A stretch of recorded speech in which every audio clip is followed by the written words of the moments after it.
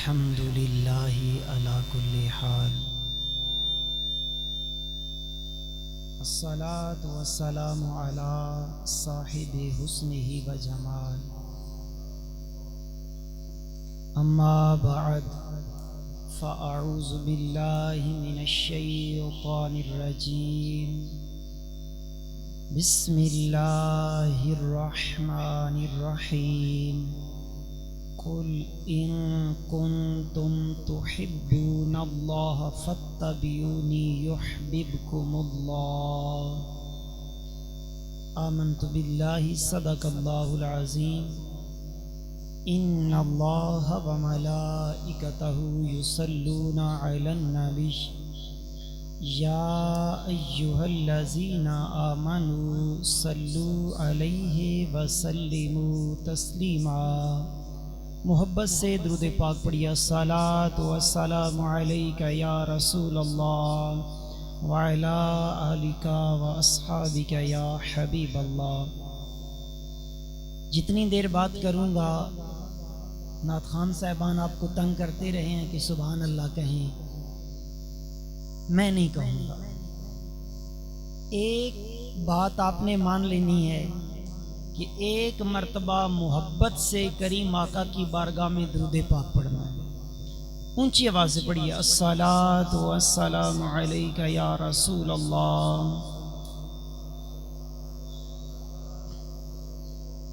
ماشاءاللہ قاری وسیم صاحب نے بڑی عاجزانہ التجا کی تھی کہ قریب آ جائیں۔ میں بھی عرض کرنا چاہوں گا اگر ناراض نہ ہوں تو تھوڑا سا میرے قریب آ جائیں۔ مولائے روم نے ایک واقعہ لکھا ہے، توجہ کیجئے گا، کہ گھڑے اور پیالے کا بڑا گہرا تعلق ہوتا ہے نا، گھڑے اور پیالے کا بڑا گہرا تعلق ہوتا ہے۔ تو ایک دن پیالہ کہتا ہے گھڑے سے کہ دنیا آتی ہے تجھ سے سیراب ہونے کے لیے، جتنے آتے ہیں تو سب کی پیاس بجھاتا ہے اور میں پیاسے کا پیاسا ہوں۔ گھڑا کہنے لگا تو بھی تو سر پہ چڑھ کے بیٹھا ہوا ہے نا، تو بھی تو سر پہ چڑھ کے بیٹھا ہے، اگر کسی نے بھرنا ہوتا ہے تو وہ میرے قدموں میں آ کے اپنا سر جھکاتا ہے، میں اسے بھر دیا کرتا ہوں۔ جب کسی سے کچھ لینا ہوتا ہے تو پھر قریب آنا پڑتا ہے، جب تک قریب نہیں آتا اس وقت تک تو بچے کو بھی ماں اپنا دودھ نہیں دیتی۔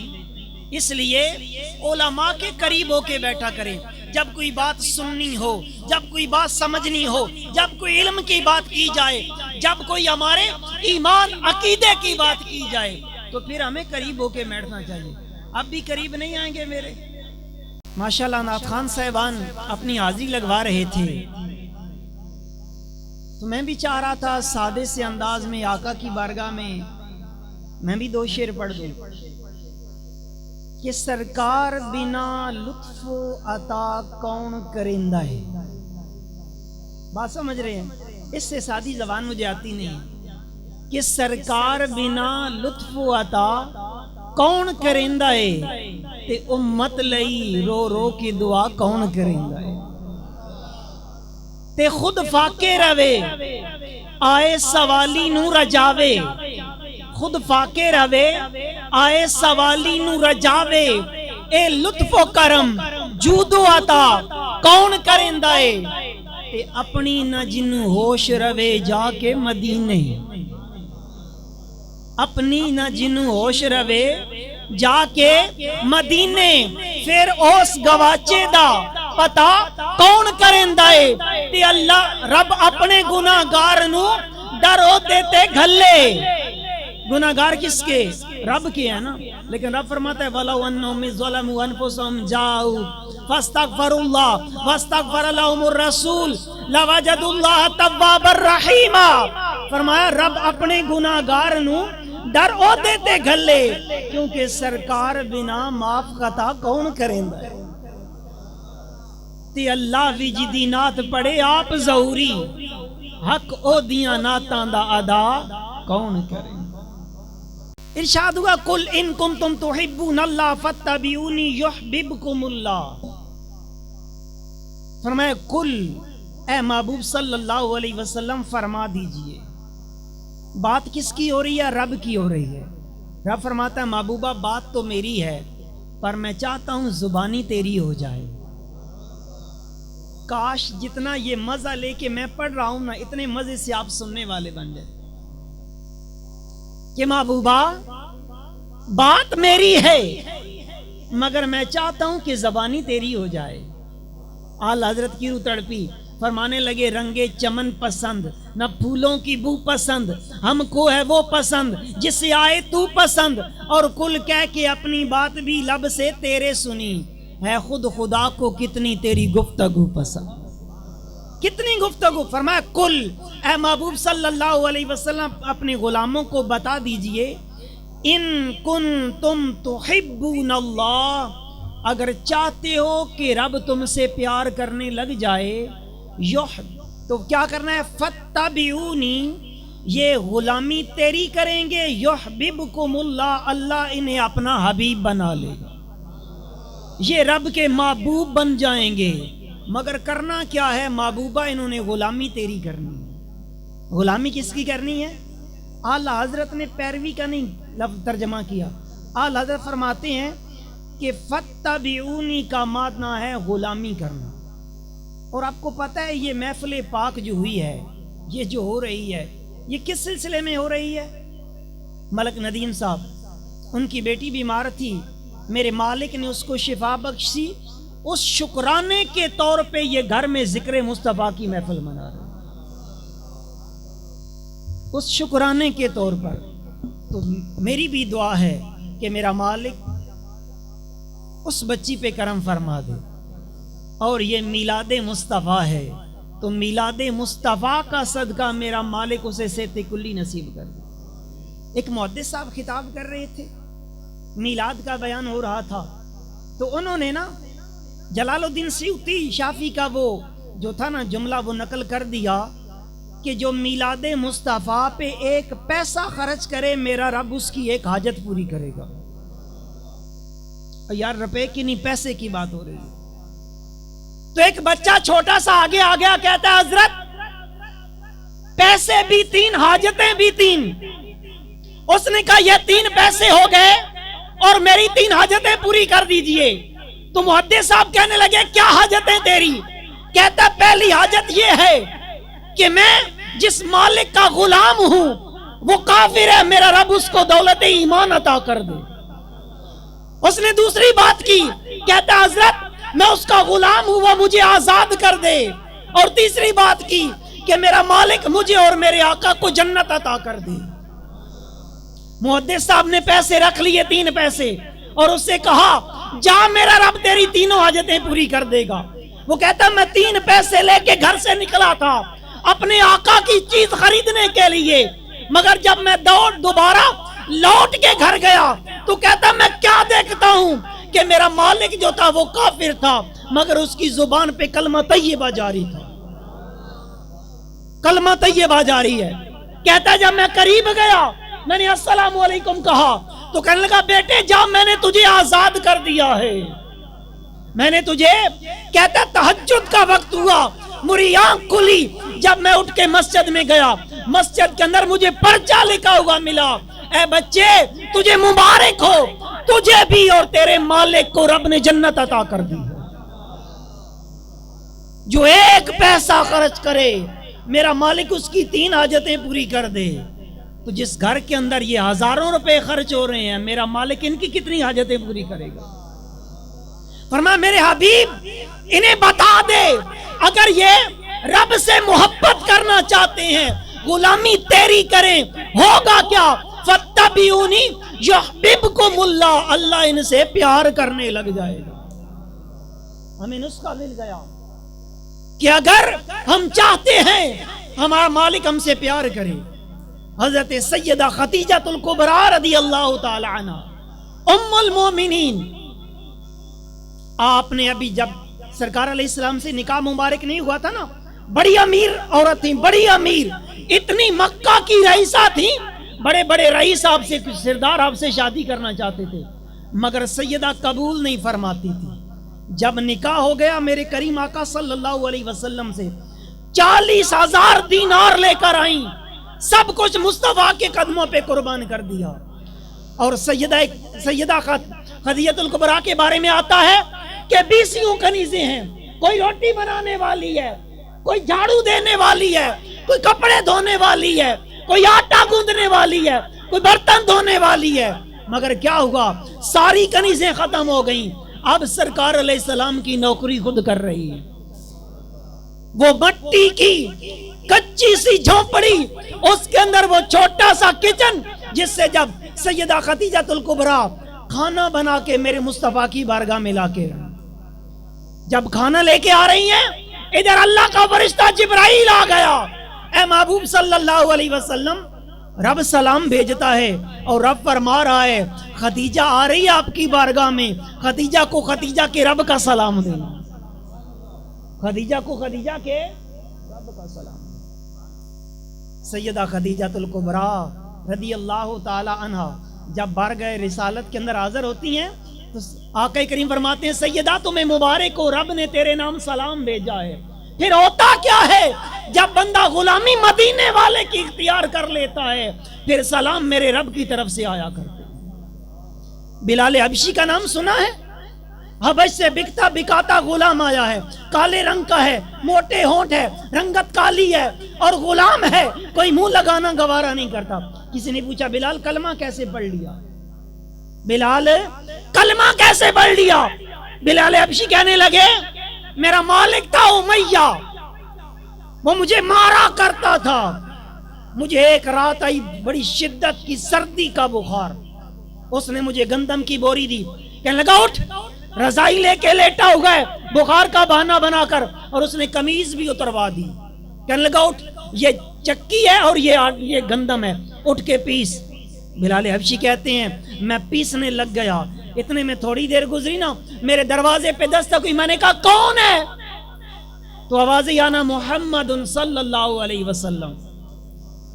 جب یہ بات کی تو آقا کریم صلی اللہ علیہ وسلم فرمانے لگے بلال اندر آ جاؤں؟ کہنے لگے کوئی کام ہے؟ آپ نے فرمایا اندر آ جاؤں، اجازت ہے؟ بلال حبشی کہتے ہیں میں نے کہا آ جائیے۔ تو کہنے لگے کیا ہوگا، کیوں رو رہا ہے؟ کہنے لگے مجھے بخار ہے اور میرے مالک نے کہا کہ یہ چکی بھی پیسنی ہے۔ سرکار علیہ السلام واپس چل پڑے، جانے لگے، کہنے لگا بس ہو گئی یہ عادت، اتنی سی بات کرنی تھی، میں نے کہا تھا کہ غلاموں کی بات سننے والا کوئی نہیں ہے، ساری باتیں کرنے والے ہیں۔ بلال کہتا ہے تھوڑی دیر گزری، مدینے کے تاجدار تشریف لے آئے اور ہاتھوں میں گرم دودھ کا پیالہ ہے۔ میرے آقا نے فرمایا بلال تجھے بڑی شدت کا بخار ہے، یہ دودھ پی لے اور رضائی لے کے سو جا، آج تیری چکی کون پیسے گا؟ اللہ کا نبی پیسے گا۔ بلال حبشی کہتے ہیں میں لیٹ گیا رضائی لے کر اور کائنات کے تاجدار ساری رات میری چکی پیستے رہے۔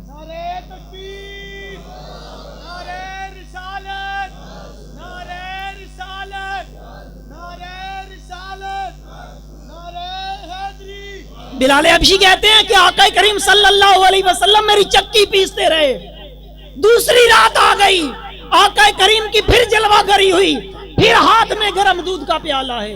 فرماتے ہیں بلال ابھی تیری طبیعت سنبھلی نہیں ہے، دودھ پی لے، رضائی لے کے سو جا، آج پھر تیرے حصے کی چکی میں پیسوں گا۔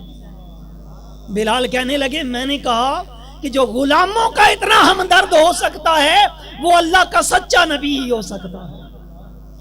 پھر مقام کیا ملتا ہے جب بلال نے غلامی مدینے والے کی اختیار کر لی، جب کلمہ پڑھ لیا، امیہ مارتا ہے، ارے تپتے صحرا پہ لٹا دیتا ہے، سینے پہ پتھر رکھتا ہے، ارے پاؤں میں کیل ٹھونکتا ہے، زبان پہ آگ کے انگارے رکھتا ہے، مگر بلال کہتا ہے نہیں نہیں نہیں نہیں، تیرا حق میرے جسم پہ چل سکتا ہے نا، میرے دل پہ تو نہیں، میرے دل میں آج بھی محبت ہے تو مدینے والے مصطفیٰ کی ہے۔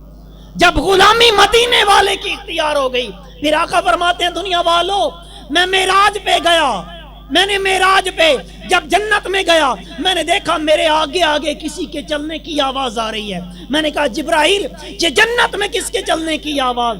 تو مجھے جواب ملا آقا آپ کا غلام ہے نا جو بلال، وہ چلتا مکے مدینے کی گلیوں میں ہے اور اس کے چلنے کی آواز جنت میں آیا کرتی ہے۔ اس کے چلنے کی آواز کدھر آتی ہے؟ جنت کے اندر۔ آقا کریم صلی اللہ علیہ وسلم حوروں کو پسند کر رہے ہیں۔ کسی کو کہا تجھے میں صدیق کے لیے پسند کرتا ہوں، کسی کو کہا میں تجھے طلحہ کے لیے پسند کرتا ہوں، کسی کو کہا میں نے زبیر کے لیے پسند کیا۔ جو تھی نا حوروں کی ملکہ، سب سے سونی، سب سے بڑے نخرے والی، اس سے کہنے لگے میرے آقا تجھے میں اپنے بلال کے لیے پسند کرتا ہوں۔ تجھے کس کے لیے؟ بلال کے لیے۔ تو کہتی ہے آقا میرے لیے وہ آپ کا غلام بلال؟ میرے آقا نے مسکرا کے فرمایا یہ تو میں نے بلال سے پوچھے بغیر سودا کیا ہے، پتہ نہیں وہ تجھے قبول بھی کرتا ہے یا کہ نہیں کرتا۔ پھر مکہ فتح ہوتا ہے، میرے آقا کریم فاتح بن کے آتے ہیں مکہ کے اندر۔ جب فاتح بن کے آئے نا تو میرے آقا کریم صلی اللہ علیہ وسلم نے ارشاد فرمایا بلال تو ہے تو غلام مگر اب غلام نہیں رہا، اس لیے میری غلامی میں آ گیا ہے۔ اب تو نے کرنا کیا ہے؟ کعبے کی چھت پہ چڑھ کے آذان دینی ہے۔ قریش کے سردار بھی نیچے کھڑے ہیں، قریش کے سردار نیچے ہیں، وہ حبش سے آیا بکتا بکاتا غلام کعبے کی چھت پہ عرض کرتا ہے محبوبہ پہلے تو جب میں آذان دیتا تھا قبلہ کی طرف منہ کر کے دیتا تھا، آج قبلے کی چھت پہ کھڑا ہوں تو آج کدھر منہ کروں؟ تو میرے مصطفیٰ جان رحمت صلی اللہ علیہ وسلم فرماتے ہیں بلال آج میری طرف منہ کر لے، آج میری طرف منہ کر لے۔ فرمایا قل ان کنتم تحبون اللہ فاتبعونی یحببکم اللہ۔ فرمایا محبوب اپنے غلاموں کو بتا دیجئے اگر یہ اللہ سے محبت کرنا چاہتے ہیں غلامی تیری کریں، جب غلامی تیری کریں گے ہوگا کیا؟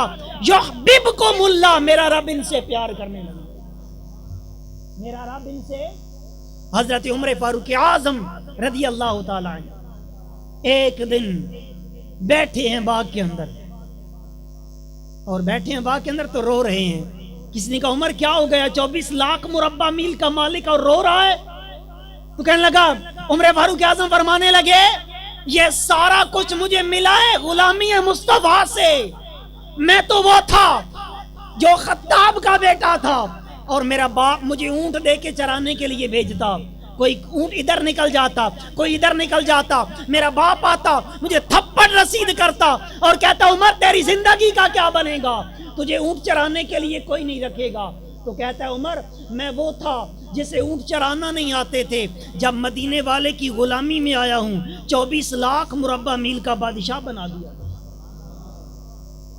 آج بھی کوئی غلامی مصطفیٰ اختیار تو کرے، نبی کا جو غلام ہے ہمارا وہ امام ہے نا بھائی۔ آج بھی دیکھیں یہ علماء کی قدر کیوں کی جاتی ہے، کس لیے انہیں سٹیجوں پر بٹھایا جاتا ہے، کس لیے ان کی آمد پہ لوگ کھڑے ہو جاتے ہیں، کس لیے نعرے لگائے جاتے ہیں؟ اس لیے نعرے لگائے جاتے ہیں انہوں نے غلامی مصطفیٰ کی اختیار کر رکھی ہے۔ کس کی غلامی اختیار کر رکھی ہے؟ وہ اورنگزیب عالمگیر بادشاہ تھا، نام سنا ہے اس کا؟ فتح عالمگیری لکھوایا تھا اس نے۔ آج بھی اگر کوئی مفتی فتویٰ دینے لگتا ہے تو عالمگیری کا سہارا لیتا ہے۔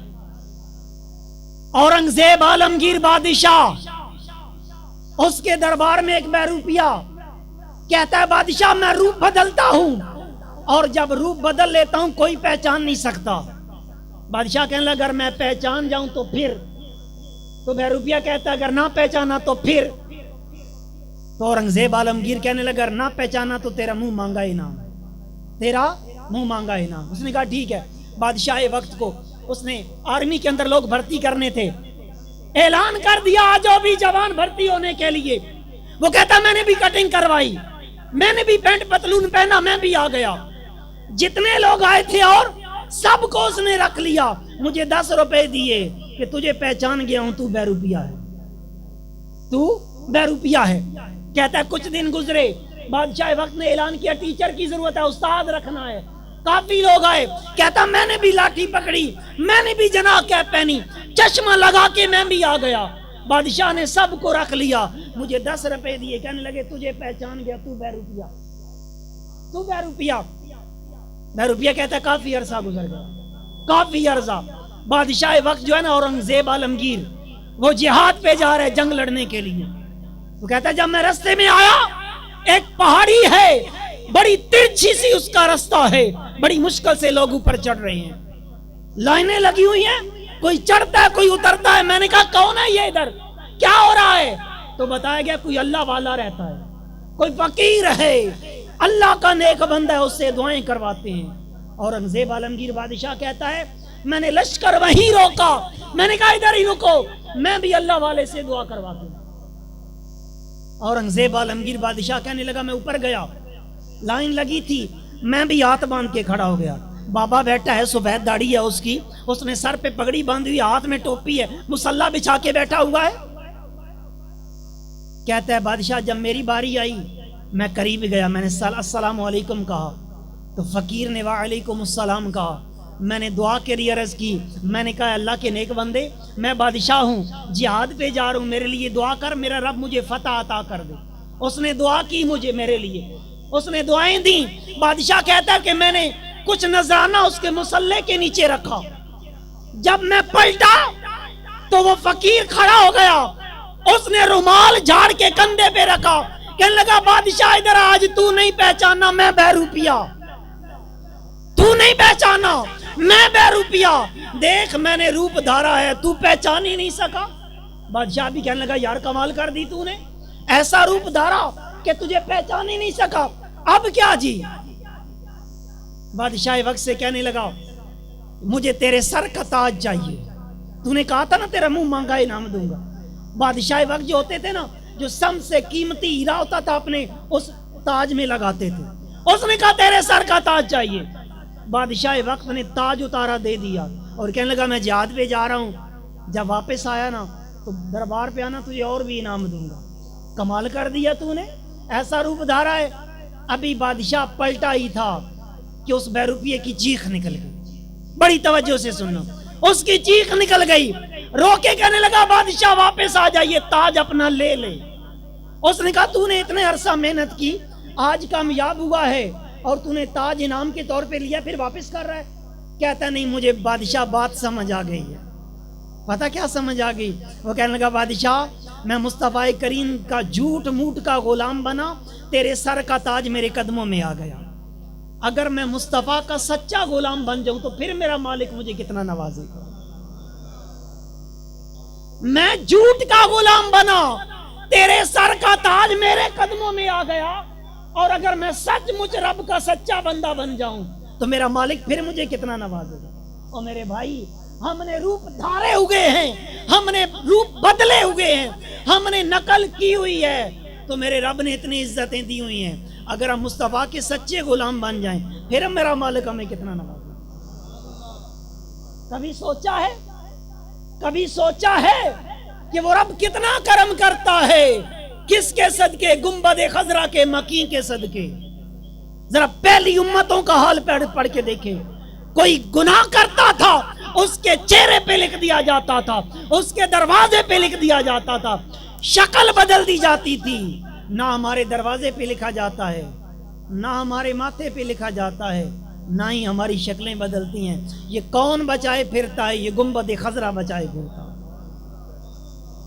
یہ گنبد خضرا بچائے، ایسی بات ہے یا کہ نہیں ہے؟ یہ گنبد خضرا کے مکین ہے جو تجھے اور مجھے بچائے پھرتے ہیں. تو کیا خیال ہے ہمیں مصطفیٰ کا سچا غلام نہیں بننا چاہیے؟ بننا چاہیے نا. کبھی تو ان کا غلام بن کے تو دیکھ، پھر دیکھ وہ سرکار نوازا کیسا کرتے ہیں. بلال حبشی نے جب کلمہ پڑھا نا، عرض کرتے ہیں آقا میں تو غلام تھا، سب سے آخری صف میں جگہ ملتی تھی، آقا اب میں نے کہاں پہ کھڑا ہونا ہے؟ تو میرے آقا فرمانے لگے اب تو وہاں کھڑا ہوگا جہاں میرا صدیق کھڑا ہوتا ہے، اب تو نے وہاں کھڑے ہونا ہے جہاں پہ میرا امیر صحابی عثمان غنی کھڑا ہوتا ہے، اب تو نے وہاں کھڑا ہونا ہے جہاں پہ عمر کھڑا ہوتا ہے. کس کے صدقے عزت ہیں؟ غلامی مصطفیٰ کا صدقہ. کس کا صدقہ ہے؟ غلامی ہے مصطفیٰ. ہم تو اور میں غلام نہیں بنے آقا کے. بھائی ہمارا تو حال یہ ہے کہ جب درود پاک پڑھنے والی آیت پڑھی جائے تو امام خطیب صاحب یا نعت خوان کہہ کے پڑھواتا ہے کہ یار مہربانی کرو آقا کی ذات پر درود پڑھو. تو میں اکثر سوچتا ہوں یہ وہ امت ہے، یہ امت ہے جس کے لیے مصطفیٰ کریم 63 برس غاروں میں روتے رہے. یہ وہ امت ہے جس کے لیے آقا دو جہاں صلی اللہ علیہ وسلم نوکیلے پتھروں پہ پیشانی رکھ کے روتے رہے. یہ وہ امت ہے جس کو آقا کریم نے معراج کی رات بھی نہیں بھولا. یہ وہ امت ہے کہ آقا کریم وصال ظاہری فرما رہے ہیں. آقا کریم دنیا سے ظاہری پردہ کر رہے ہیں. آپ کو قبر انور کے اندر رکھا گیا, اس وقت بھی ہونٹ مبارک ہل رہے ہیں اور دعا کیا مانگ رہے, رب حب لی امتی, مولا میری امت میرے حوالے کر. ہمارے وہ آقا کریم صلی اللہ علیہ وسلم فرماتے ہیں, جب وہ آیت نازل ہوئی نا, وَإِن مِّنكُمْ إِلَّا وَارِدُهَا, کہ یار ایک کو دوزخ کیا پل صراط پر سے گزرنا پڑے گا. ہر ایک کو پل صراط سے گزرنا پڑے گا. اور پتہ پل صراط کہاں پر ہے؟ جہنم کے اوپر بنا ہوا پل ہے. جس نے جنت میں جانا ہے پل صراط سے گزر کے جانا ہے. آقا کریم فرماتے ہیں, جب میں نے یہ آیت پڑھی مجھے گناہگار امت یاد آ گئی. یا اللہ, اس میری گناہگار امت کا کیا بنے گا, کیسے گزرے گی؟ آقا کریم ایک غار میں جا کے پناہ لے, غار میں جا کے میرے آقا کریم نے اپنا سر اقدس اپنی پیشانی مبارک نوکیلے پتھر پہ رکھ دی, رونا شروع کر دیا. ایک دن گزرا, دوسرا دن گزرا, 3 دن گزر گئے. آقا کا پتہ ہی نہیں. وہ صحابہ جو ایک جھلک دیکھنے کے لیے ترسا کرتے تھے, ایک جھلک. 3 دن گزر گئے, آقا کی کوئی خبر نہیں. جناب صدیق اکبر ڈھونڈتے جنگل میں ایک چرواہے کے پاس گئے. کہنے لگے, او چرواہے, بکریاں چرانے والے, میرا محبوب کو نہیں دیکھا کہیں میرے آقا دیکھے ہو, کہیں ہمارے مولا دیکھے ہو؟ تو وہ کہنے لگا, مجھے کیا پتا تمہارا آقا کون, مجھے کیا پتا تمہارا مولا کون, میں تو ایک بات جانتا ہوں.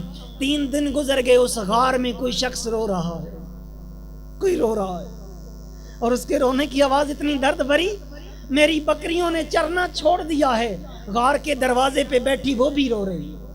صحابہ کہتے ہیں ہمیں سمجھ آ گئی کہ ہمارے آقا کریم ہے. صدیق اکبر فرماتے ہیں, ہم حاضر ہوئے, ہم نے ہاتھ جوڑ دیا, آقا سر سجدے سے اٹھا لیجیے. میرے آقا نے سر نہیں اٹھایا. حسنین کریمین کو لایا گیا, آقا نے پھر بھی سر نہیں اٹھایا. مشورہ کیا گیا, سیدہ خاتون جنت سیدہ فاطمہ الزہرا کو بلایا جائے. سیدہ کائنات چادر میں لپٹی ہوئی تشریف لائیں اور عرض کرتی ہیں, ابا حضور اپنا سر سجدے سے اٹھا لیجیے. آقا کریم نے نہیں اٹھایا. عرض کرتی ہیں, ابا حضور اگر قیامت کے دن آپ کے امتی کے اعمال میں کمی رہ گئی, میں اپنی تطہیر والی چادر رکھ کے عمل پورا کر دوں گی. ادھر یہ بات کی, ادھر رب نے جبریل کو بھیجا, جبریل جلدی جا, اگر سیدہ فاطمہ کا بال ننگا ہو گیا میرا چڑھا سورج ڈوب جائے گا. اور میرے محبوب کو کہہ دے کہ رب فرما رہا ہے کہ سر سجدے سے اٹھا لیجیے. وہ ہمارے محبوب جنہوں نے اتنا غاروں میں روئے, کس کے خاطر روئے؟ تیرے اور میرے لیے روتے رہے. آج کا امتی ہے جس کے سامنے مصطفیٰ کا نام آ جائے وہ درود پڑھنا گوارا نہیں کرتا, اسے کہنا پڑتا ہے, اسے مجبور کرنا پڑتا ہے, کتنی بار کہنا پڑتا ہے تب جا کے درود پاک نکلتا ہے ہماری زبان سے. کیا ہم غلام ہیں آقا کے؟ کیا یہ ہے کہ آقا کی نعت پڑھی جا رہی ہے, ہم خوش گپیاں لگے ہوئے ہیں, یہ غلامی کا حق ادا ہو رہا ہے؟ مجھے بتاؤ تو صحیح کہ کیا آقا کریم کا ذکر ہو تو امتی کو کہنا پڑتا ہے کہ تو خوش ہو, تیرے چہرے پہ خوشی آنی چاہیے یا سبحان اللہ کے؟ ارے بھائی تو سوچ کبھی کس کا امتی ہے. قیامت کا میدان ہوگا, انبیاء کی صفیں لگی ہوں گی اور جناب ابراہیم خلیل اللہ کھڑے ہو جائیں گے, عرض کریں گے باری تعالیٰ مجھے اجازت دے. کس چیز کی اجازت؟ یا اللہ اجازت دے میں نبیوں کی صف سے اٹھ کر امت محمدیہ کی صفوں میں چلا جاؤں.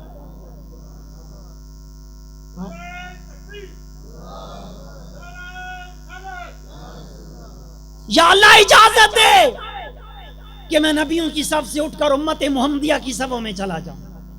اور میرے بھائی اپنی قسمت پہ ناز کیا کر, سوچا کر, غور کیا کر کہ دیکھ رب نے کتنا کرم کیا. ہم نے کوئی نفل نہیں پڑھے تھے, ہم نے کوئی منت نہیں ماننی تھی کہ یا اللہ ہمیں مصطفیٰ کو امتی بنانا. رب نے خود چاہا ہمیں مصطفیٰ کو امتی بنا دیا. ایسی بات ہے. یا کسی نے کوئی ناول پڑھے تھے؟ وہ تھے نا جنید بغدادی، کہتے ہیں میں گلی سے گزرا تھا، کتا آ رہا تھا، کتے نے کوئی بات کی، جنید بغدادی بیٹھ کے سر پکڑ کے رونے لگے۔ جو مرید صاحب تھے کہنے لگے حضرت کیا ہوا ہے؟ فرمایا تمہیں نہیں پتا کتا کیا کہہ رہا تھا؟ کہنے لگے حضرت ہمیں تو نہیں پتا، آپ بتائیں نا کتا کیا کہہ رہا تھا؟ جنید بغدادی بولے کتا کہہ رہا تھا جنید ایک بات تو بتا، تیری نیکی کون سی تھی کہ تو انسان بن گیا؟ میرا گناہ قصور کیا تھا کہ میرے رب نے مجھے کتا بنا دیا؟ سوال بنتا ہے یا نہیں بنتا؟ بنتا ہے نا۔ پھر کتا خود ہی کہنے لگا تیری نیکی بھی کوئی نہیں تھی، میرا قصور بھی کوئی نہیں تھا، بات اتنی سی تھی کہ تجھے نگاہ یار نے پسند کر لیا، مجھے رد کر دیا ہے۔ تجھے نگاہ یار کے گورے کو دیکھے نہ کالے کو دیکھے، پیا جس کو چاہے سہاگن وہی ہے۔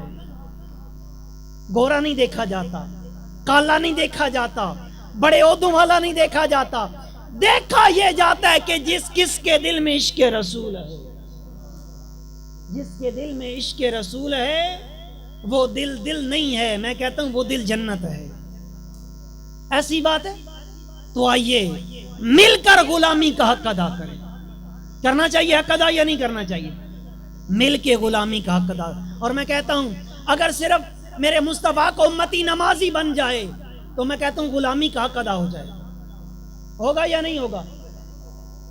یار کتنے لوگ ہیں یہاں پر جتنے آئے ہوئے، اب میں ہاتھ نہیں کھڑا کرواتا، کتنے ایسے لوگ ہوں گے جو عشاء پڑھ کے نہیں آئے؟ ایک تعداد ہے یا کہ نہیں ہے نا؟ عرصہ گزر گیا، 70-80 سال عمر گزر گئی، نہ ماں نمازی، نہ بیوی نمازی، نہ بیٹی نمازی، نہ بیٹا نمازی، نہ باپ نمازی۔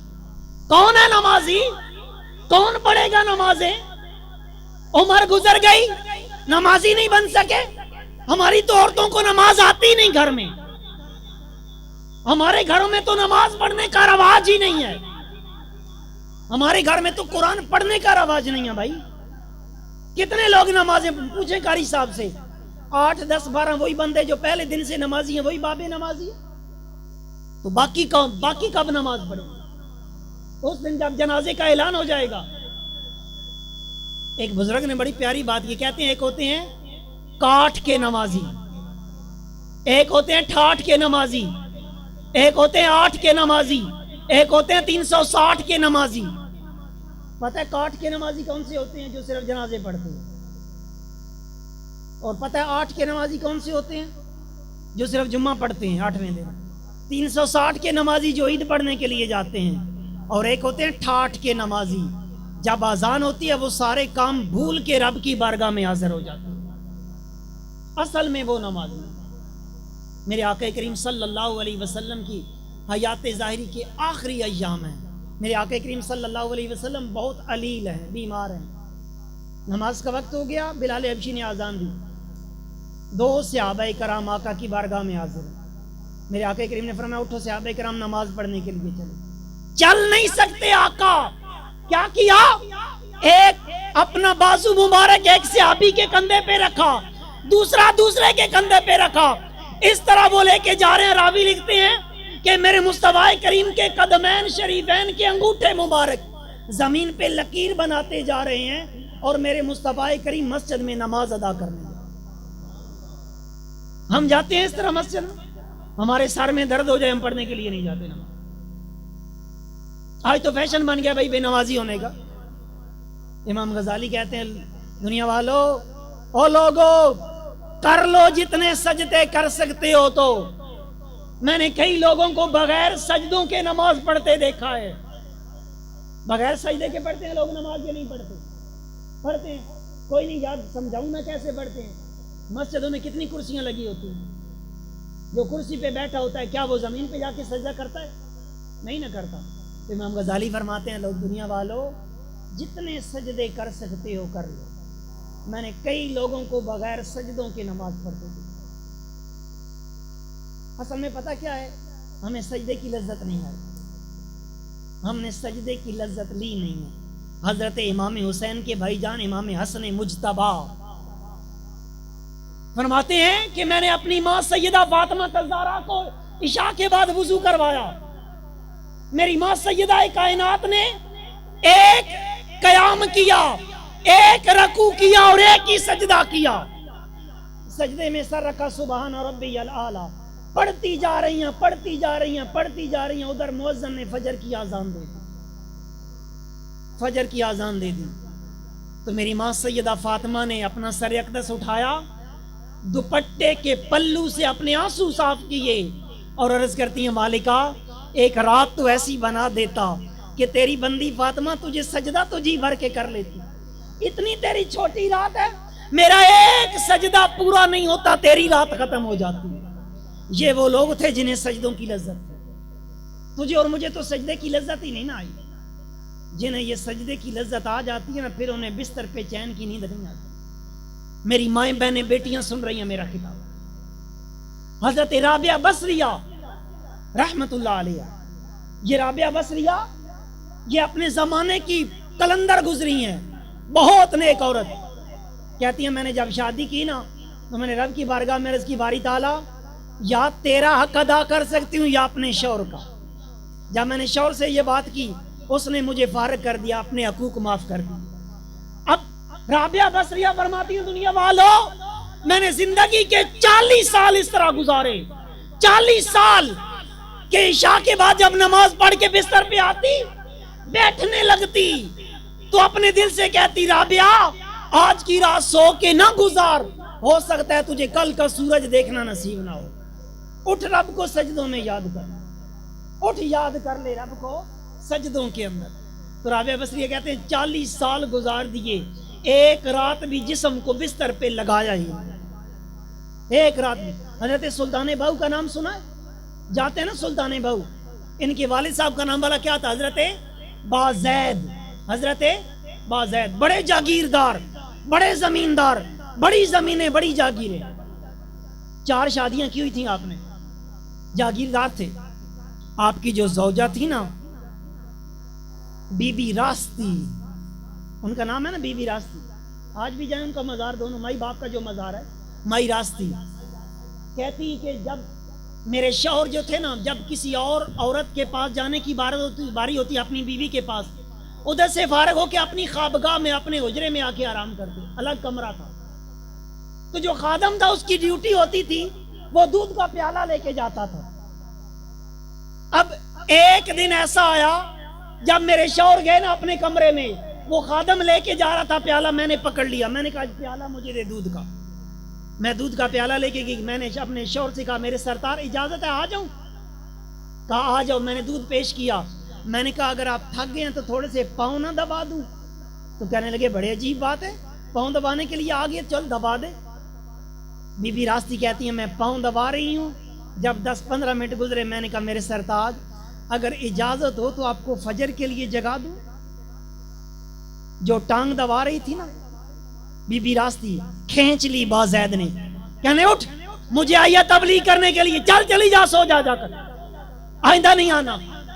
بی بی راستی کہتے ہیں دوسری رات آئی، میں پھر دودھ لے کے چلی گئی، تیسری رات آئی پھر لے کے چلی گئی، تھوڑی دیر ٹانگیں دباتی، جب اٹھنے لگتی تو میں کہتی اگر اجازت ہو تو فجر کے لیے جگا نہ دوں آپ کو؟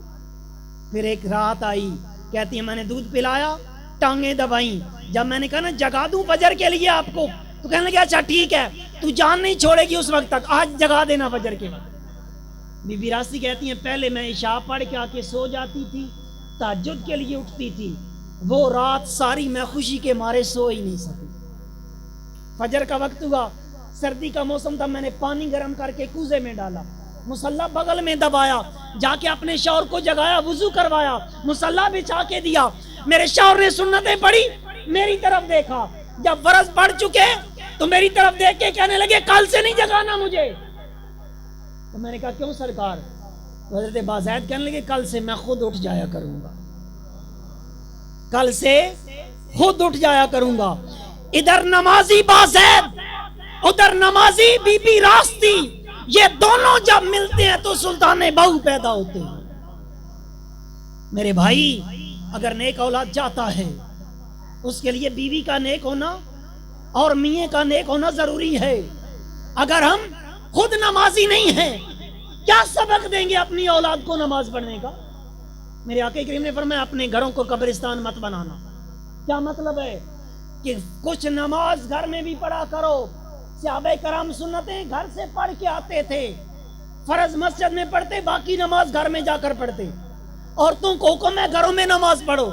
میرے بھائی، جس طرح اپنی بیوی کو کہتا ہے کہ میں نے جانا، میرا کھانا تیار کر، کپڑے تیار کر، جوتا تیار کر، اس طرح کہا کر کہ اگر تو نے میرا کھانا بنانا ہے تو نماز پڑھ کے بنانا ہے، اگر نماز نہیں پڑھنی میرا کھانا نہ پکانا. خدا کی قسم ہماری ساری بیویاں نمازی بنے گی یا نہیں بنے؟ عورت جو ہوتی ہے، کون سی بات ہے جو اسے ہم نہیں منوا سکتے؟ اور اگر بیٹا جائے باپ کے قدم پکڑ لے کہ ابا جی میں نے آپ کو مسجد ساتھ لے کے جانا ہے، مجھے ایمان سے بتاؤ، باپ جائے گا مسجد یا نہیں جائے گا؟ جائے گا نا. جب باپ مسجد نہیں جاتا اولاد کیسے نمازی بنے گی؟ بچہ چھوٹا ہوتا ہے، میرا بیٹا ابھی چھوٹا 3.5 سال کا ہے. کتنی مرتبہ ایسا ہوا ہے جماعت کروا چکا ہوں، جب میں نے سلام پھیرا ہے تو وہ میری جائے نماز کے ساتھ آ کے بیٹھا ہوتا ہے. یہ تربیت ہے. جب گھر میں نماز پڑھنے کا معمول ہے نا تو پھر کیا ہے، پھر تیری اولاد نمازی بنے گی. آپ جمعے والے دن بچوں کو ساتھ لے کے جاتے ہیں نا مسجد، بچہ جمعہ آنے کا انتظار کرتا ہے. جب جمعہ آتا ہے وہ اچھے کپڑے پہنتا ہے، سر پہ ٹوپی پہنتا ہے، باپ کے ساتھ جمعہ پڑھنے جاتا ہے. 8 دن گزر گئے، باپ مسجد نہیں گیا، دوبارہ جمعے کی تیاری ہو رہی ہے. وہ بچہ جمعہ آنے کا انتظار کرے گا، وہ لازمی زندگی پوری گزر جائے گی، وہ جمعہ کبھی نہیں چھوڑے گا. اس لیے اس کے باپ نے سکھایا ہے. اگر ہم نے اس کو فجر پہ بھی ساتھ لے جانا سکھایا ہوتا، زور پہ بھی، عصر پہ بھی، مغرب پہ بھی، عشاء پہ بھی، ہماری اولاد نمازی بن جاتی ہے نا بن جاتی. اگر ملک ندیم صاحب کے گھر کی محفل سے کوئی ایک بندہ نمازی بن جائے تو ان کے محفل کروانے کا حق ادا ہو گیا یا نہ ہو گیا؟ نماز پڑھنا مشکل ہے؟ کوئی مشکل کام نہیں، کوئی مشکل کام ہے. کتنے آپ کے درمیال سے لوگ میرے پاس روز جاتے ہیں، رزق میں برکت نہیں ہے جی تعویذ دے دیں. پتہ ہے رزق میں برکت کا سب سے بڑا تعویذ کون سا ہے؟ 5 وقت کی با جماعت نماز. 5 وقت کی. میرے شیخ طریقت امیر اہل سنت ابو البلال مولانا محمد الیاس اتار قادری دامت برکاتہم العالیہ، ایک جوان نے ان سے تعویذ مانگا تو میرے شیخ طریقت فرمانے لگے مرد کے لیے سب سے بڑا تعویذ 5 وقت کی با جماعت نماز مسجد کی پہلی صف کے اندر. اس سے بڑا کون سا تعویذ ہے؟ کوئی تعویذ نہیں ہے. آپ نماز پڑھیں، آپ کے روزی میں برکت، علم میں برکت، رزق میں برکت، گھر میں برکت ہوگی یا نہیں ہوگی؟ تو جس گھر میں کوئی نمازی ہے ہی نہیں. ایک روایت میرے ذہن میں آ رہی ہے، دل کر رہا سنا دوں آپ کو. ایک صحابی آیا آقا کی بارگاہ میں، یا رسول اللہ صلی اللہ علیہ وسلم بڑا کماتا ہوں پر رزق میں برکت کوئی نہیں ہے. میرے آقا کریم صلی اللہ علیہ وسلم غیب کی خبریں رکھنے والے، اور میں گھر کی 4 دیواری اونچی کر دے. اس نے 4 دیواری اونچی کر دی. کچھ عرصہ، کچھ دن گزرے، وہ صدقے کا مال لے کے آیا. آقا یہ مال قبول کر لے، اور گھر میں بڑی برکت ہے، لہریں بہریں ہو گئی ہیں. آقا سمجھ نہیں آئی، یہ اونچی 4 دیواری کی ہے اور برکت رزق میں آ گئی ہے. اب سنیے مدینے والے کا جواب. میرے آقا کریم فرمانے لگے اصل میں وجہ یہ تھی، تیری 4 دیواری تھی چھوٹی، ایک بے نمازی گزرا، اس کی نظر تیرے گھر میں پڑی، تیری رزق سے برکت ختم ہو گئی. جس گھر میں بے نمازی کی نظر پڑ جائے برکت ختم ہو جاتی ہے. تو جس گھر کے سارے افراد بے نمازی، اس میں برکت آ جائے گی؟ آئے گی برکت؟ نہیں آئے گی. اگر رزق میں برکت چاہتے ہو نمازی بن جاؤ. کون کون کہتے ہیں کہ انشاءاللہ فجر پہ میں انشاءاللہ مسجد پہنچا ہوا ہوں گا؟ جائیں گے مسجد میں؟ آپ جائیں گے، یقین کریں میرے آنے کا حق ادا ہو جائے. تو دیکھیں یہ ذکر مصطفیٰ کی محفل جو ہوتی ہے ساری برکتیں ملتی ہیں. اور میلاد اگر تو منانا چاہتا ہے، سب سے بڑا میلاد یہ تقاضا کرتا ہے کہ تو نمازی بن جا.